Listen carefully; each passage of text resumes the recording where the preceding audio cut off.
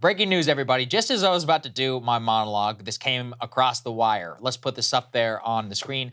Hunter Biden pleading guilty to 3 federal charges. So I have the charges here in front of me. The information charges the defendant with tax offenses, namely 2 counts of willful failure to pay federal income tax in violation of 26 U.S.C. 7203. The defendant has agreed to plead guilty to both counts of tax information. The second information charges the defendant with a firearm offense, namely 1 count of possession by a firearm by a person who is an unlawful user of or addicted to a controlled substance in violation of 18 U.S.C. 922 G3 and 924 A2 2018. This defendant has agreed to enter pretrial diversion agreement with respect to the firearm information. The parties jointly request the court schedule a consolidated an appearance on the firearm and initial appearance on the charge. The plea hearing of the tax information charges. Ryan, can you break this down for us? What are the specific charges that we should remember and relate to here? So in the midst of Hunter Biden's bender, he went and bought a firearm. Yes, and that's right. when he bought the firearm, there was a form that he was required to fill out that asks if he was a drug user, basically. Okay. Was he using drugs? Right. He checked no. He has said in interviews he left a crack pipe in a rental car. Well, we have multiple evidence, you know. There's no question. It's all over the laptop. Yeah, there's no question that he was using drugs, and so boom, he lied. Yep. And that is the felony gun charge because by lying, he then becomes an illegal possessor of a firearm. Yes. They're going to allow him to enter into pretrial diversion, which basically says, look, you're going to take some courses, you're going to do probably some community service or some probation, some other things, and if you successfully complete all of these tasks for you, you stay sober, you know, sometimes you have to go to AA or NA as a result of these, then the charges might not ever actually be filed. Then there's the 2 tax charges, which are misdemeanors, which are willful failure to pay taxes, which suggests that it's not just as a result of his bender that he had some ideas. This tax investigation is one of the most insane things that I've ever read because I remember covering this at the time. Hunter had $2 million. Do you know how much money you have to make to pay $2 million in income tax? That's 30% of your income. Yeah. So you guys do the math here. And that was just over 2 years. That's a hell of a lot of money here that Hunter found himself. It's good work if you can get it, isn't it, Ryan?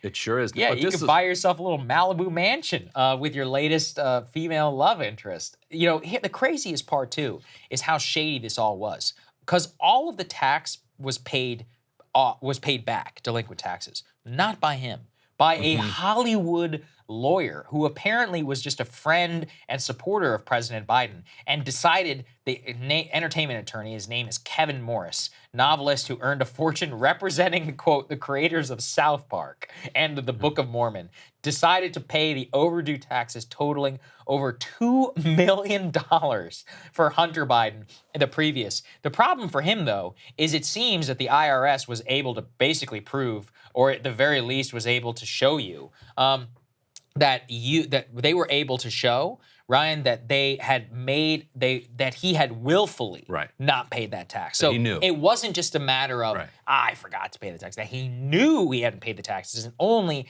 after that he needed to pay it that he had to come forward and to find this $2 million, you know, miraculously somewhere. I mean, this is the sweetest gig on the planet Earth. You get to make millions of dollars. I mean, you make so much money, you got to pay $2 million in federal taxes. And then when you don't pay your tax because you spent all the money, you go to one of your rich friends who's a supporter of your dad as the president, and he pays your tax bill for you. And presumably you'll eventually pay him back, but you never ever have to. I mean, what a good fortune that this man has fallen. He's doing better than Meghan Markle. Yeah.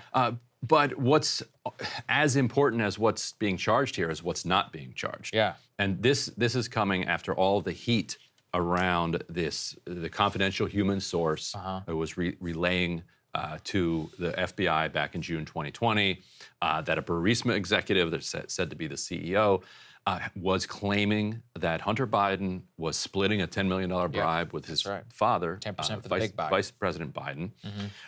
And Republicans have been asking the question, well, where is this? And the FBI has been saying, well, this is part of an active, ongoing investigation, so therefore we can't comment on it. So it clearly they did not charge in connection with that with this bribery scandal that's been alleged. It also suggests that now they should be able to comment on it. that they can no longer say that there's an active, ongoing investigation, unless there is another one that they're going to say that they have going on. But I doubt it. And here's the other thing. In terms of the plea agreement and all of that, I mean, can you imagine what what did Wesley Snipes do? Let's go ahead and get this up there, right? Like Wesley did they put him in Snipes jail? and I believe he actually did serve a sentence here. So they charged that Snipes had spent fictitious bills of exchange for $14 million to the IRS. The government charged that Snipes failed to file tax returns for the years 1999 through 2004. The government charged him with this crime. He responded to this indictment in 2006, saying that he actually wasn't a citizen. There was all this other stuff. He was sentenced to 3 years in prison for willful failure to file federal income tax. Now, obviously, it does look like he went out of his way to, make sure that he didn't pay his taxes, and it was a little bit of a different situation because he didn't actually plead guilty. He was found guilty as a result of this. But at a very basic level, you and I was just at a gun show this weekend. You go into if I walked into there and I filled out that form and I lied, and I also didn't pay, if I didn't even pay a fraction of my income tax, whatever, and all of that to the IRS, there's no way. And then I went to some shady character and had them pay the bill for me. You think the feds aren't going to lock me up? Of course they are.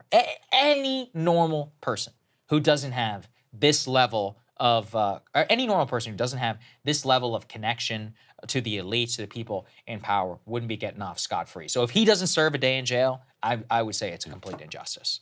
But it also shows how easy it is to get away with a lot of this stuff, too, because if it weren't for the attention that was brought about by the fact that if his father didn't run for election in 2020 and he just continued doing what he was doing, the chance that they actually, maybe the algorithm catches that he didn't pay his taxes, but because he's got so many different bank accounts and income from so many different countries, that, probably the IRS is not catching that. Oh, I bet. You're exactly right, which is the more complicated your taxes are, the less likely you are to get audited. Because the IRS, instead, they audit poor people who make less than $25,000 a year, 5 times the rate. Yeah, exactly. Cashing in on, they're like, oh, you're falsely cashing in on the EITC. This guy can't pay $2 million, and he doesn't even get caught until years later. So, look, we'll stop talking. We'll just let you digest the news, I guess, for yourself. But it's certainly, look, we'll find out whether he actually serves any time in jail or not. That's what we know so far. We'll see you guys later. Hey guys, if you like that video, go to breakingpoints.com, become a premium subscriber, and help us build the best independent media organization on the planet. That's right. We're subscriber funded. We're building something new. We want to replace these failing mainstream media organizations. So again, to subscribe, it's breakingpoints.com.